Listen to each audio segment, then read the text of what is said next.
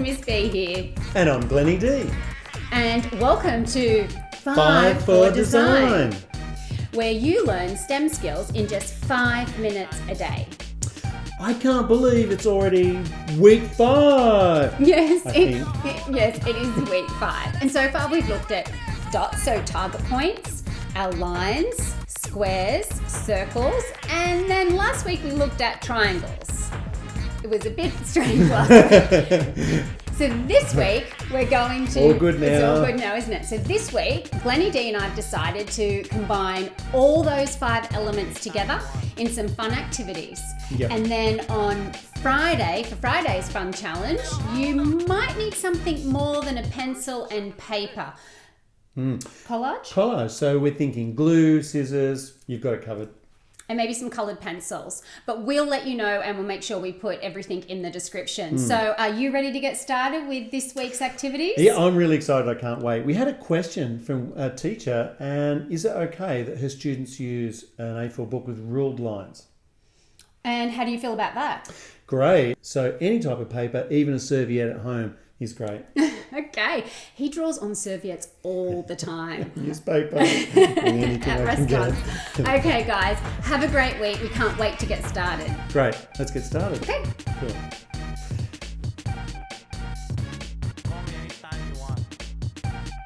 Hey drawers, welcome to the first exercise of this week, week 5, day 1.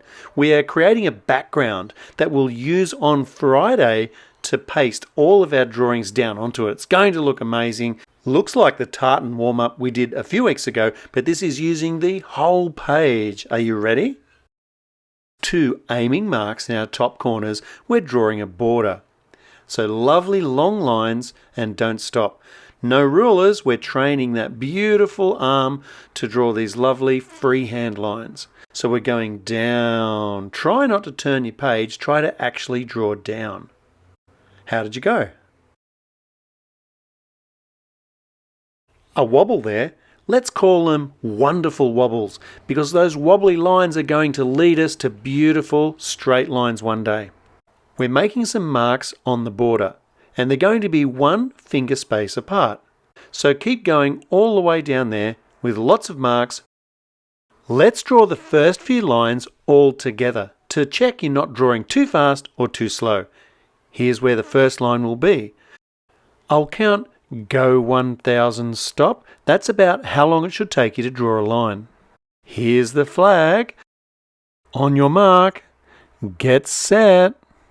Go 1,000, stop. Go 2,000, stop.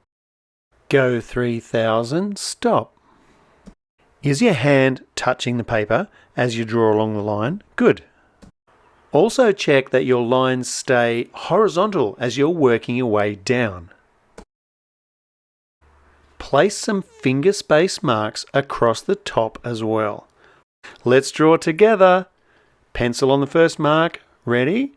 Set. Go 1,000. Stop. A little bit slower. Go 2,000. Stop. Go 3,000. Stop. Now continue at that speed all the way across your page. Try not to reach for that eraser when those wobbly lines hit. Just keep on drawing. Don't stop. You're doing a wonderful job. Just like learning an instrument or a sport, the more you do it, the better you'll get. And now with lines so light that they're like a tickle on the paper, try to draw light lines in between each of your darker ones. Try to draw backwards and forwards. Try to draw up, then down. Looks great. Thanks guys. See you tomorrow.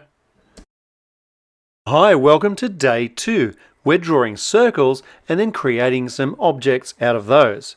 I'm Glennie D. Let's get started. Let's begin with a border. So 4 aiming marks in the corners. We'll draw our horizontal lines first and then our vertical lines. Next, use 3 finger spaces to place a mark on the border. Keep repeating until you've made 5 marks. Cool. Now using your lightest lines, your tickle or construction lines, draw 5 lines across the page from each of those marks. Let's draw a circle in between the first 2 wide lines. We'll start off by drawing a pretend circle in the air. That's like air circles, and then when you're smooth, bring your pencil down, just touching the paper, and draw 1 circle. Let's do air circles again. Bring your pencil down, draw 1 more circle, and then a third. It doesn't matter if it doesn't line up exactly with the lines. They're just construction lines, right?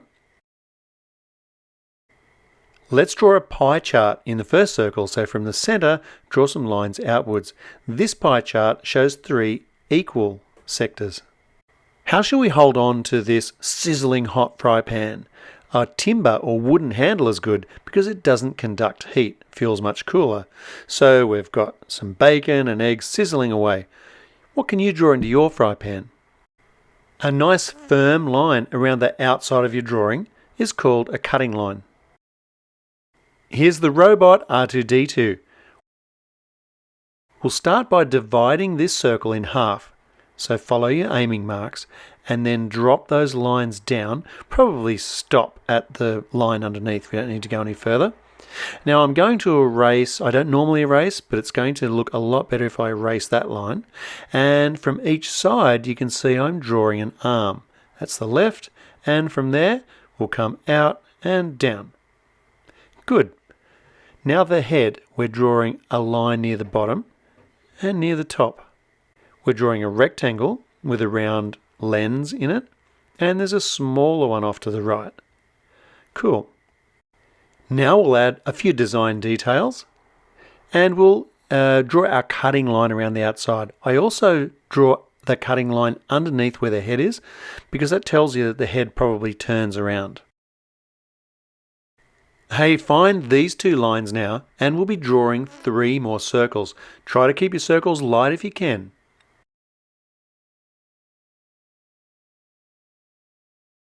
A small circle inside this one, and we're drawing a torch front on. That little circle is an LED light.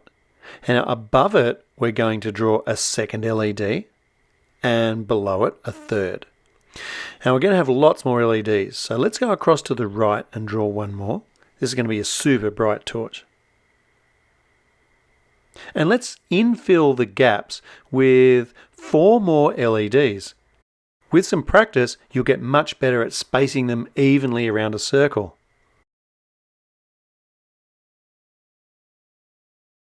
A clock face. This circle isn't quite so close to the outside one. Add your short and long hands and the clock face if you can. This is an alarm clock. Let's draw the bells. Start with a straight line and then a half circle on top. Draw the other bell in matching and then the clock feet. Let's draw an orange. Notice the skin isn't very thick, so draw a line close to the other and then divide it up into 8 sectors. Inside each triangle, we're tracing again another triangle, and it's just a few short lines to make it look like a natural product. Let's see how it looks coloured. Now that your pencil tip is not so sharp, it's a great time to go back and add those firm cutting lines in. That way we don't need to erase our guidelines. Let's draw up 3 more circles. You must be getting good at this by now. Here is a music machine. So where these 2 arrows are, we're going to bring a line, a curved line down. There's my aiming marks, but also I've got one down where I'm going to bend the line. So I'm planning that curve. Let's try again on the bottom. There's my 2 aiming marks, and there's my curve. Good. Let's add some control switches and sketch in a little grill. That protects the speaker, right? Okay, so we've drawn the grill and we're going to need a handle. I think I'll use those 2 marks that we had from before. Draw a curve in the other direction. Yep. Now outside that, we're drawing a second curve, and that's our handle. Drawing some musical notes might help people understand what this object is. Boom! Set to loud. Here's my cutting line all the way around the outside, but notice I did go inside the handle as well. The last two curves I'm drawing in aren't cutting lines, they're like a shadow line. It kind of suggests that the speaker is pushed inside a little bit. Can we make a circle into a piranha? Well, let's try. We'll draw a big open mouth and then an aiming mark on top. And I'm going to draw two curves for a fin. Let's repeat on the bottom. And a triangle for a tail. Lots of razor sharp teeth in this piranha. An eye. And I think this is going to actually be one of those deep sea fish that have that little glowy thing hanging off the front. Spooky or fun? If you've got any time left over, why not grab your colour pencils and see what you can add to your drawings?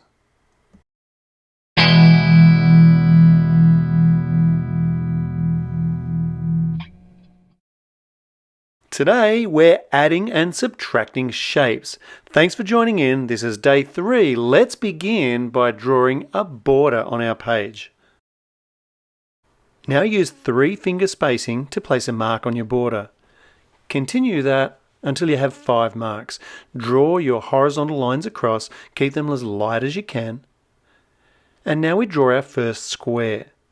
So we're drawing a box and we're going to combine it with another square, a smaller one. So up in this corner roughly, we're going to sketch another square and it's going to overlap our big square. Firmly draw in your cutting line and we have combined 2 plane shapes to make an original or an interesting looking shape. Create another square with 2 short vertical lines. Good. Now let's combine a square with a circle. Same corner, let's draw a circle. Now we're sketching the cutting line that goes right around the outside of those 2 shapes combined. Another square. Try to keep your lines light at this stage. Remember, we're going to darken them in later. Let's add a triangle to the square. We'll go the same corner, the base of the triangle, and then the apex. If this was 3 animals, what do you think they might be?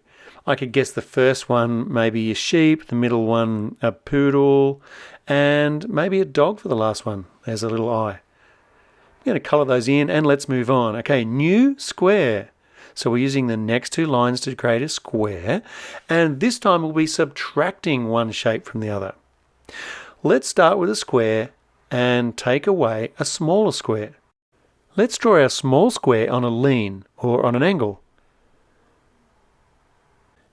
And then firm in our new cutting line.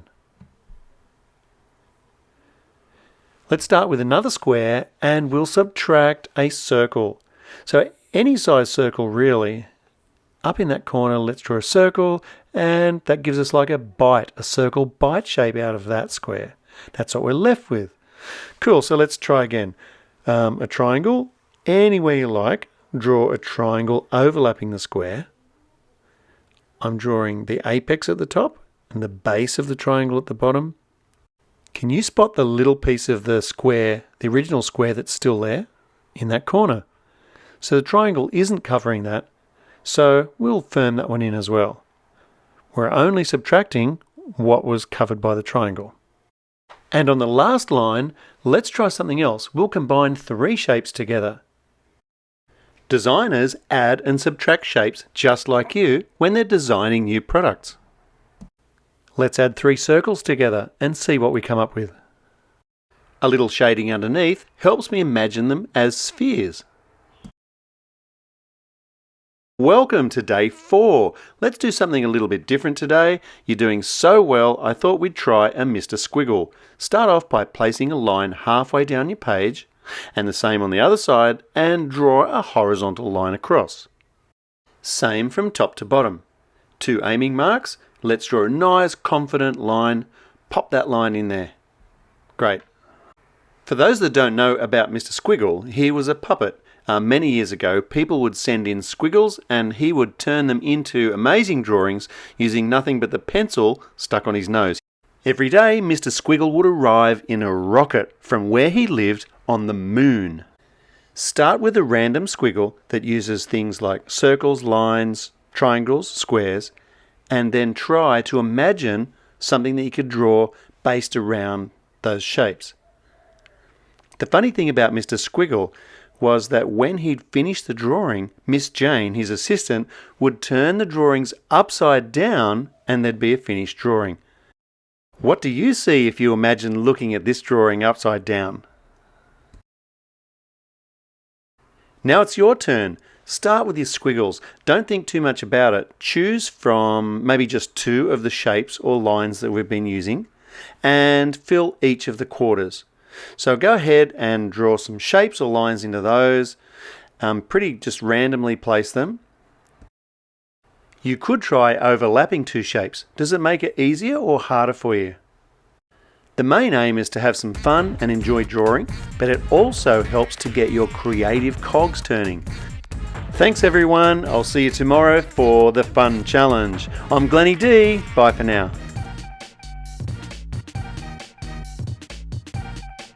Hi, it's the Friday Fun Challenge.